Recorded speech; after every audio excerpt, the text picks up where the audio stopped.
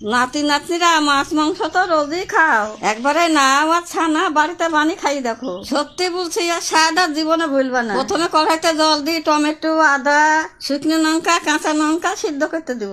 এবার নাওটা কাটি নিয়ে খোসাটা ফেলি দিয়ে এই ডুমু ডুমু করে নাওগুলা কাটি সব ধুয়ে নিব।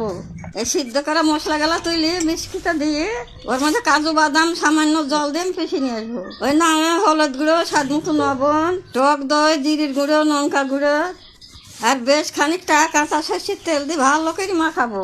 তারপরে 10 মিনিট মতন ঢাকা দেবো। এবার কড়াইতে সর্ষের তেল দিয়ে গরম করে এবারে পিস পিস করে কাটিয়ে রাখা আলু আর হলুদ গুঁড়ো দিয়ে ভালো করে ভাজতে তুলবো। ওই তেলের মধ্যে শুকনো লঙ্কা, কালো জিরে ফোড়ন দেবো। এবার ওই বাটা মশলা আর সামান্য চিনি দিয়ে ভালো করে মশলাটাকে কষাবো। মশলা থেকে তেল ছাড়লে মাখানি নাও, ভাজা আলু আর স্বাদ মতন লবণ দিয়ে কষে নি গামলা ধোয়া জল দিয়ে ঢাকা দেবো। ঢাকাটা তৈরি নিয়ে মাঝে মাঝে নাড়িয়ে চাড়িয়ে নি নাও আর আলু সিদ্ধ হলে এখানে তোমরা পনির কি ছানা দিতে পারো, আমি ছানা দিচ্ছি।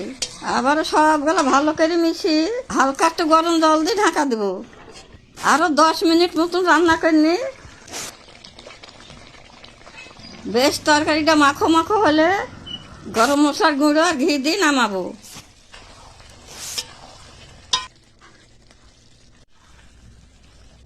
এই নাও ছানার তরকারি রুটি কিংবা পরোটা দিয়েও ভালো লাগে।